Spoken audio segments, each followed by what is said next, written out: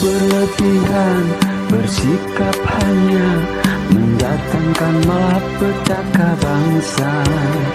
Sungguh berlebihan, berperilaku hanya mendatangkan malapetaka negara. Wajar dalam segalanya, maka bangsa dalam bahagia. Bismillahirrahmanirrahim. Pemirsa tercinta yang dirahmati Allah Tuhan Yang Maha Esa, bersua kembali di kanal Hikmatologi. Monolog sederhana mengajak diri kita masing-masing berpikir kian melembut, cerdas, dewasa, bijaksanakan hati nurani, berdasar kitab suci agama kepercayaan yang kita yakini. Tentu saja upaya serius terus-menerus untuk menghayati, mempedomani, mengamalkan Pancasila niscaya dalam kehidupan sehari-hari. Kali ini kita di hari Arafah bagi saudara-saudara kita, mukminin mukminat terutama yang sedang menjalankan ibadah haji. Dan bagi umat Islam yang berada di tanah air masing-masing, disunahkan untuk berpuasa. Puasa Arafah dijanjikan sama Allah melalui Rasulullah Muhammad SAW diampuni dosanya setahun yang lalu dan setahun yang akan datang. Tentu ada prasyarat di mana kita harus tetap istiqomah. Sumastakum. Kita ingat sabdanya Rasulullah, qul amantu billahi sumastakum. Jadi tidak taken for granted gitu ya. Jadi tidak otomatis begitu kita puasa Arafah kemudian langsung berbuat dosa seberapapun tetap diampuni. Tidak demikian. Tapi ya kita harus berusaha untuk memelihara kesolehan pribadi dan kesolehan sosial dalam makna yang luas. Pemirsa yang dirahmati oleh Allah, karena sudah banyak diperbincangkan oleh ulama-ulama yang sangat piawai, oleh mubalek, oleh dai-dai yang sangat piawai di bidangnya, maka izinkan kami membahas pada sisi yang lain. Apa sebenarnya yang bisa kita petik ketika kita mengucurkan darah nanti insya Allah di hari Senin, ada yang di hari Ahad, ya. Bahkan ada yang di hari Sabtu, ya. Saya lihat juga ada yang di hari Jumat, ya. Beragam, ya. Dan kita tidak perlu ketika kita merasa meyakini Idul Adha yang kita laksanakan itu benar, maka tidak perlu untuk menistakan yang lainnya. Masing-masing punya pilihan. Sebagaimana pernah kami sampaikan juga, istabti qalbaka wa in aftauka wa in aftauka wa in aftauka. Jadi tetapkanlah dengan hati kita masing-masing. Mau memilih yang mana? Memilih sejak awal apa yang diserukan oleh pimpinan pusat Muhammadiyah, kemudian disusul oleh ketua PBNU, termasuk di dalamnya pemerintah, kemudian ada sejumlah organisasi massa yang akhirnya sama. Di Indonesia 17 Juni 2024 ditetapkan juga sebagai 10 Zulhijjah. Semuanya bergantung dari ketetapan hati kita. Jadi tidak perlu kita terlalu terombang-ambing dengan ragam pengumuman. Dan kita ini sebenarnya ketika kita tidak berkawan dengan ini ada yang ngomong setan gepeng gitu ya. Ketika kita tidak berkawan, bersahabat, berteman, bersaudara, ya, bahkan ada yang saudara sedaging, dengan sosial media, maka kita sebenarnya tidak bingung, hanya menunggu apa yang ada di televisi, ya, baik televisi Republik Indonesia maupun yang lainnya. Ya, apa yang kita tunggu? Paling hanya dua, pemerintah dengan Muhammadiyah secara umum. Tapi begitu marak konten-konten sosial media, maka banyak sekali, ya, termasuk kami, walaupun kami ini ya bukan ulama, ya, tetapi kalau harus disebut ulama, ulama ilmu sosial gitu ya, yang mencoba untuk memahami agama gitu ya, agama yang kami yakini. Besok puasa atau tidak Ustadz, besok puasa atau tidak Kiai, dan seterusnya.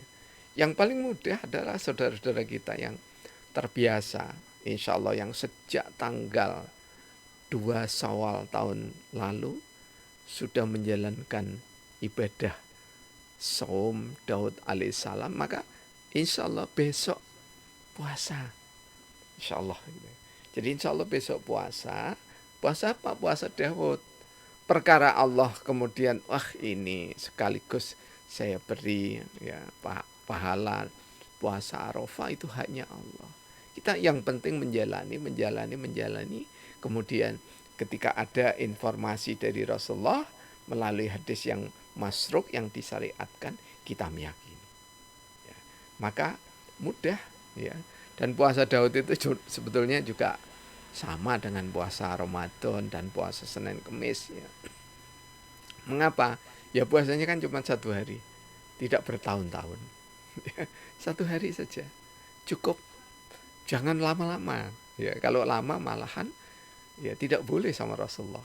Jadi puasa Daud itu cukup 1 hari, ya. Besok puasa, ya. Kemudian Idul Adha tidak puasa, Tasrih tidak puasa, libur panjang 4 hari insya Allah, ya. Libur panjang 4 hari selama 1 tahun. Kemudian nanti libur lagi 1 hari pada bulan atau pada tanggal 1 Syawal. Jadi seperti saudara-saudara kita yang ahli puasa Daud itu, ya, libur panjangnya itu cuman Idul Adha dan Tasrih saja. Ya. Untuk apa sebenarnya kita ini menjalankan puasa? Supaya kita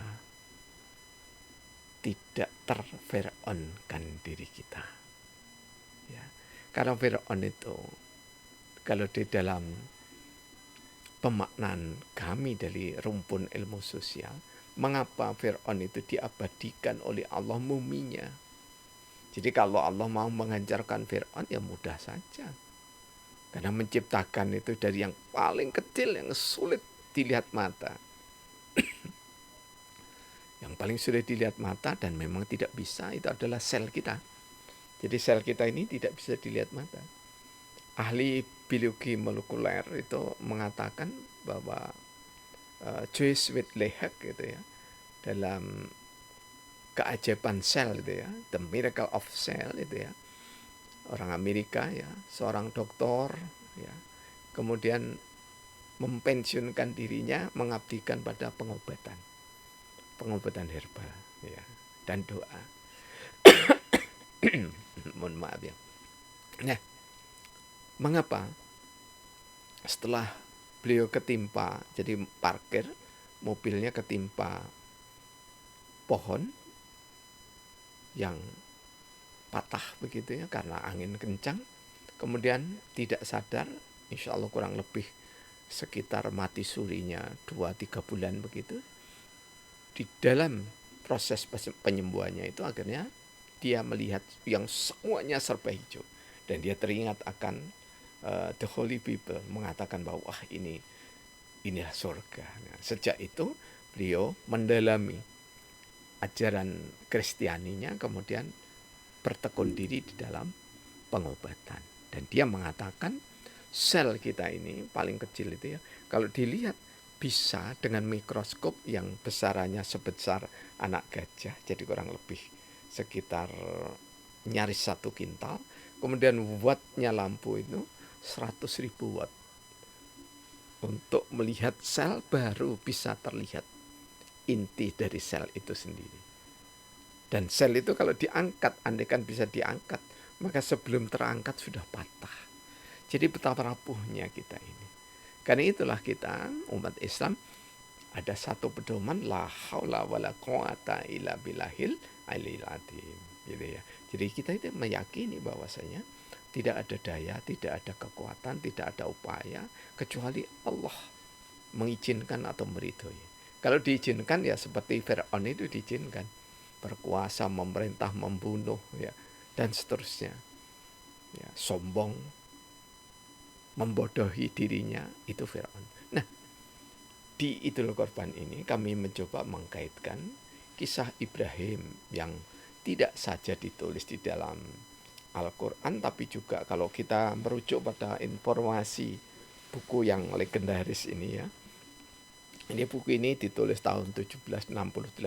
Jadi first publisher-nya itu ya, pertama kali terbit itu tahun 1768 di London. Dan yang kami miliki ini dari terbitan dari Jepang ya. Di halaman 43 sampai 45 antara lain itu mengisahkan tentang perjalanan dari seorang Nabi Ibrahim alaihissalam ya. Di mana ya salah satunya kalau kita ambil potongan kecilnya saja ya, bahwa Ibrahim itu adalah simbol penyelamatan yang dikirim oleh Tuhan untuk dunia. Jadi karena itulah Ibrahim dikenal dengan Bapak Tauhid, gitu ya. Jadi Bapak Tauhid ketiga, insya Allah begitu ya. Ya, Bapak Tauhid pertama Nabi Adam, Tauhid kedua Nabi Nuh, ya. Tauhid ketiga itu adalah Nabi Ibrahim, ya. Kemudian kalau harus ada keempat ya, atau kelima itu adalah Rasulullah Muhammad Sallallahu Alaihi Wasallam. Apakah Nabi yang lain tidak beragama tauhid? Bukan itu masalahnya. Tetapi momentum yang besar itu antara lain adalah yang dirisalahkan oleh Allah melalui Nabiullah Khalilullah Ibrahim alaihissalam.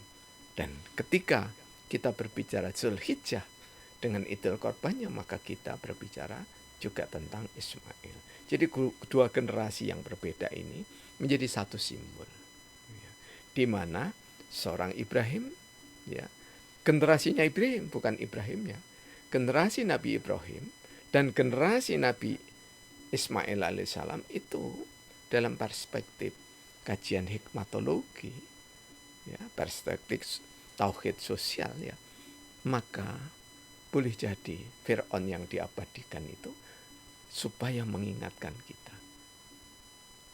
Fir'aun itu boleh jadi aku. Karena itulah kami tulis ya dalam Sabdana yang ke 18.271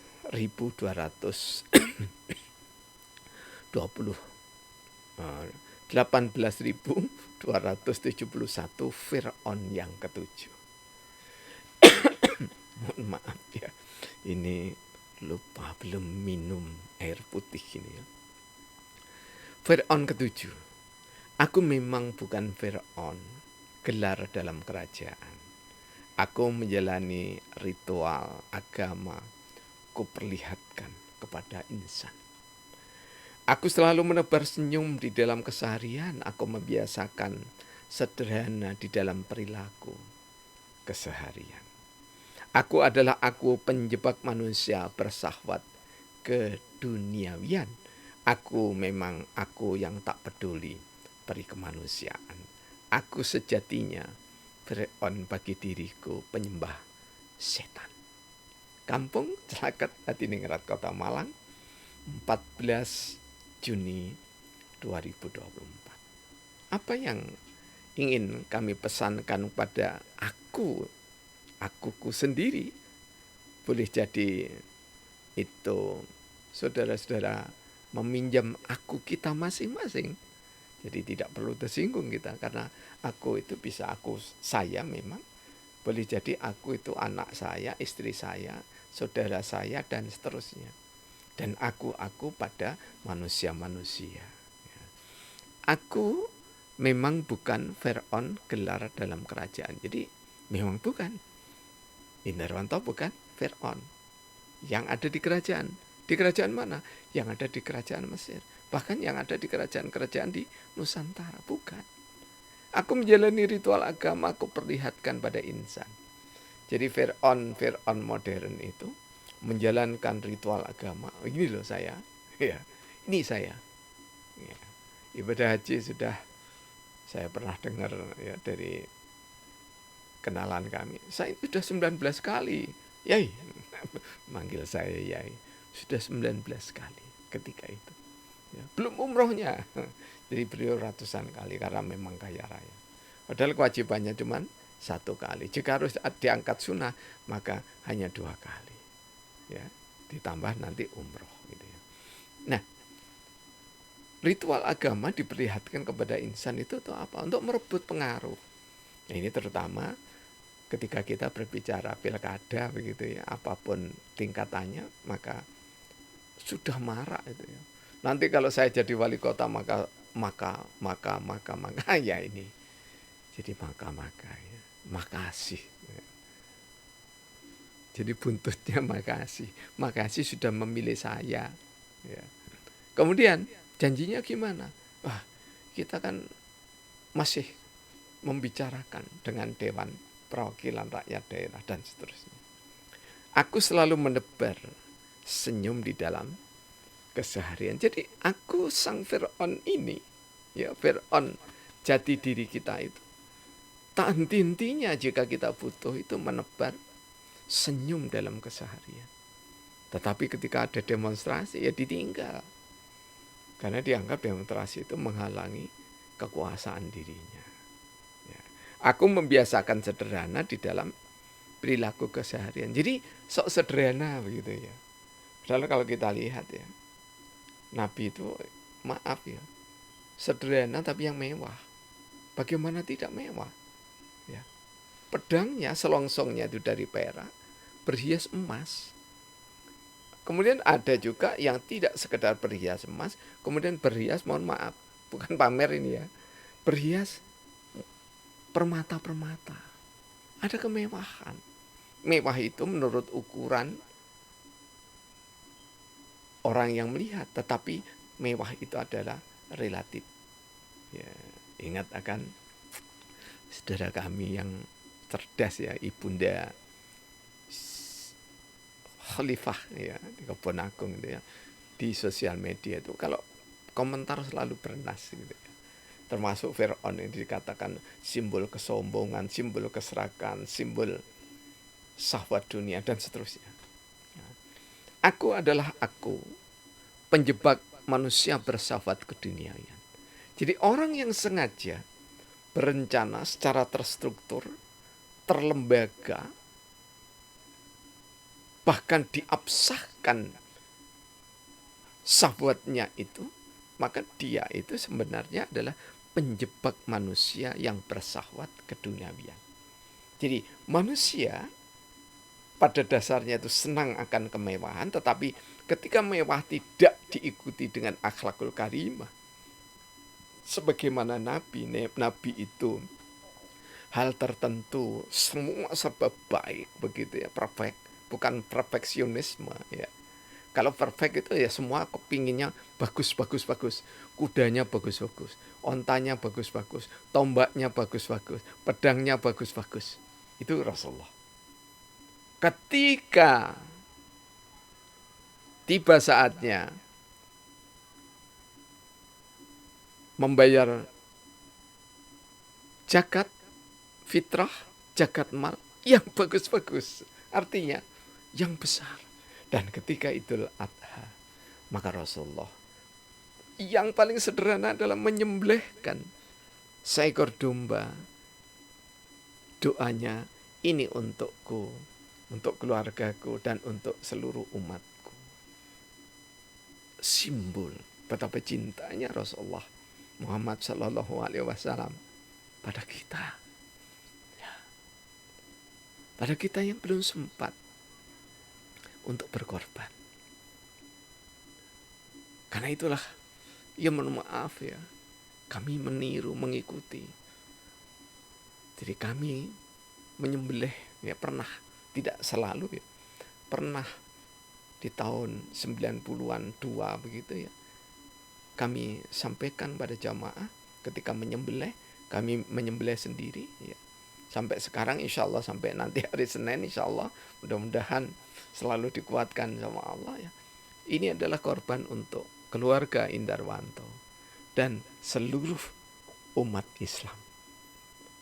Bukan menghina begitu ya, tapi seluruh umat Islam itu adalah yang tidak sempat, yang belum disempatkan, yang belum diridhoi oleh Allah untuk berkorban.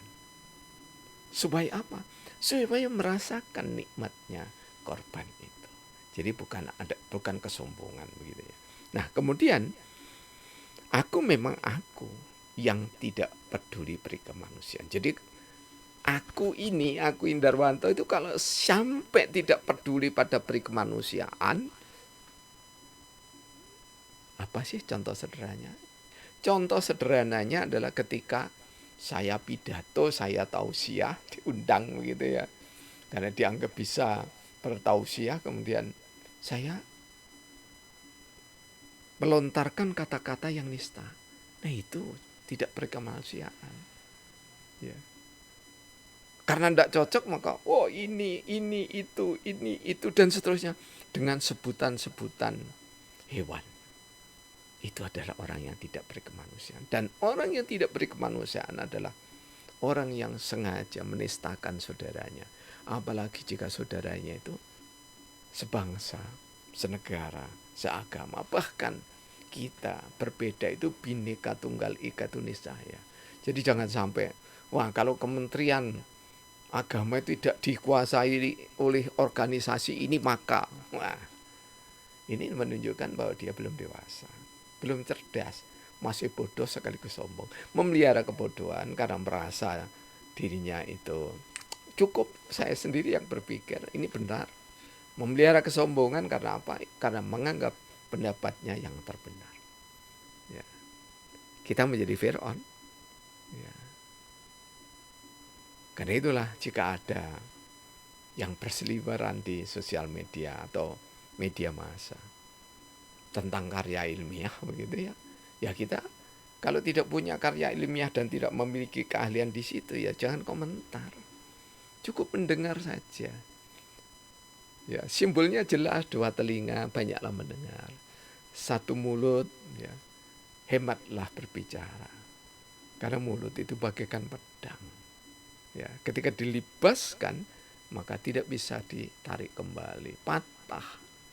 Ya, yang di pedang itu. Aku sejatinya Fir'aun bagi diriku, penyembah setan. Jadi orang yang mengakukan dirinya, ya, itu di dalam Al-Quran disimbolkan orang yang menyembah hawa nafsunya. Beberapa nomor yang lalu sudah pernah kita bahas. Tahukah kamu orang yang menyembah atau yang menjadikan hawa nafsunya sebagai Tuhan? Ya. Jadi berbahagialah kita ketika kita di bulan Zulhijjah, di hari Arafah, di Idul Adha, kita sembelih Fir'aun yang ada pada diri kita.